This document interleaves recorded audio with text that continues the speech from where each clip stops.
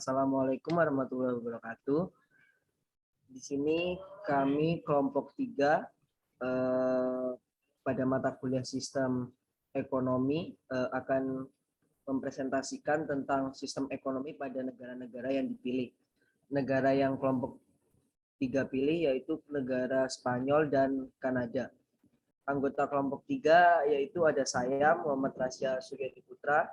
Yang kedua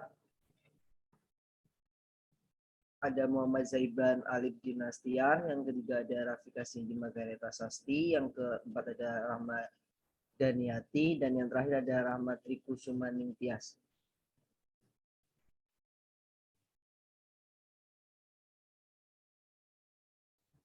Yang pertama, sistem ekonomi kapitalisme.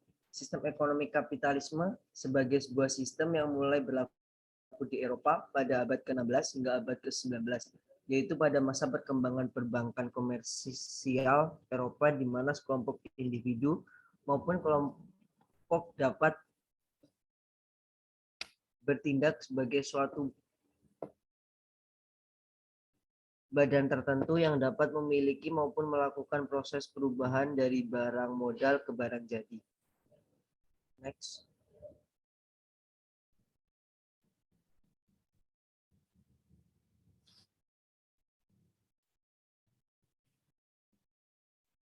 Sistem ekonomi kapitalisme yang dianut suatu negara dengan pengaplikasiannya cenderung ke arah pengumpulan kekayaan individu tanpa gangguan dari pemerintah negara tersebut. Di mana sistem kapitalis kekuasaan tertinggi dipegang oleh pemilik modal. Di mana dalam perekonomian modern, pemilik modal dalam suatu perusahaan merupakan para pemegang saham. Perekonomian pasar bergantung pada pasar. Maksudnya yaitu berbagai perusahaan yang ada untuk menciptakan sebuah lingkungan di mana produsen dan konsumen bebas menjual dan membeli barang yang mereka inginkan dalam batasan-batasan tertentu. Sebagai akibatnya, barang yang diproduksi dan harga yang berlaku ditentukan oleh mekanisme penawaran permintaan.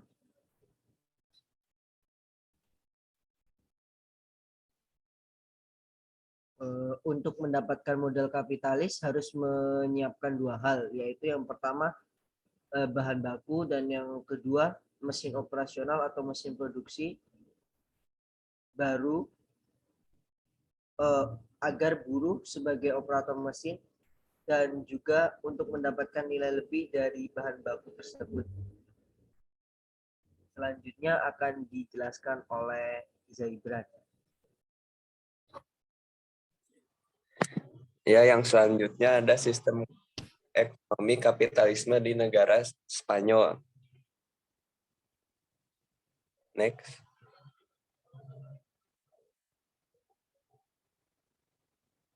Sistem kapitalisme di Spanyol merupakan sistem ekonomi di mana suatu paham yang meyakini bahwa pemilik modal bisa melakukan usahanya untuk meraih keuntungan yang sebesar-besarnya.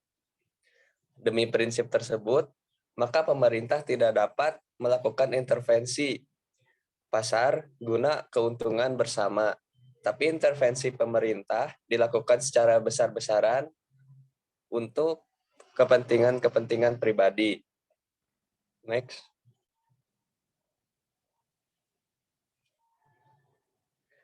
Nah, Spanyol juga tercatat sebagai negara kapitalis dengan perekonomian terbesar ke-9 di dunia, serta terbesar ke-5 di Uni Eropa. Hal itu dibuktikan dengan banyaknya negara mitra ekspor utama negara Spanyol seperti Perancis, Jerman, Portugal, Italia, Britania Raya, dan Amerika Serikat. Adapun hasil ekspor utama Spanyol yaitu di bidang mesin, kendaraan bermotor, kimia, kapal, makanan, dan obat-obatan. Materi selanjutnya akan dijelaskan oleh Rafika. Selanjutnya ada perekonomian negara Spanyol. Sejak era 1990-an, ada beberapa perusahaan Spanyol yang menjadi perusahaan multinasional. Dengan begitu, perusahaan-perusahaan tersebut bisa ekspansi ke negara lain, terutama ke pasar Amerika Latin yang secara kultur memang sangat dekat. Di kawasan Amerika Selatan, Spanyol merupakan investor asing terbesar nomor 2 setelah Amerika. Untuk kawasan Asia, perusahaan-perusahaan multinasional Spanyol menyasar ke Tiongkok dan India. Mereka cukup kompetitif dalam bersaing dengan perusahaan-perusahaan asal Eropa lainnya. Selain itu, disebabkan pula oleh meningkatnya ketertarikan masyarakat dunia terhadap budaya dan bahasa Spanyol. Namun tidak hanya di satu bidang saja, Spanyol juga berinvestasi pada bidang-bidang lainnya. Seperti yang pertama ada komersialisasi energi terbaharui, yaitu Iberdrola adalah operator energi terbaru terbesar sedunia. Yang kedua ada perusahaan teknologi seperti Telefonica, Abengoa, Mondragon Corporation, Movistar, Hisdesat, dan Indra. Kemudian yang ketiga juga melakukan investasi pada produsen kereta api seperti CAV dan Talgo. Dan yang keempat berinvestasi pada perusahaan tekstil seperti Inditex. Selanjutnya akan dijelaskan oleh Ramadhaniati.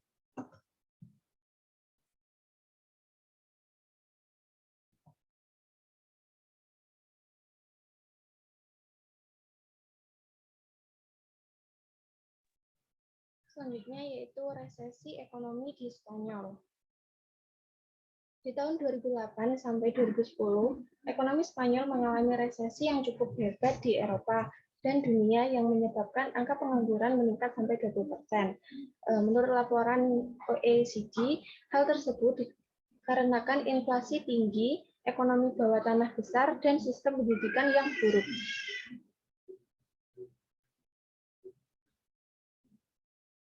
Selanjutnya, sistem ekonomi kapitalisme di negara Kanada.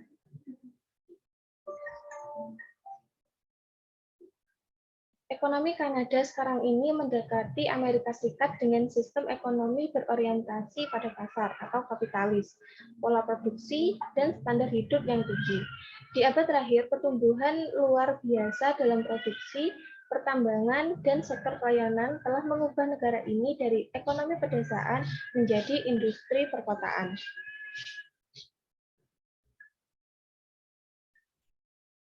Pertumbuhan ekonomi Kanada yang meningkat mampu menghindarkannya dari resesi ekonomi sejak tahun 2001, sekaligus mampu mempertahankan pertumbuhan ekonomi tertinggi di antara negara-negara anggota G8.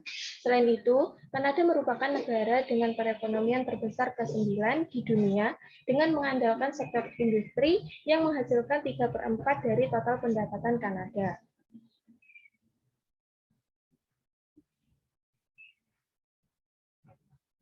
Baik, selanjutnya akan dijelaskan oleh rekan saya.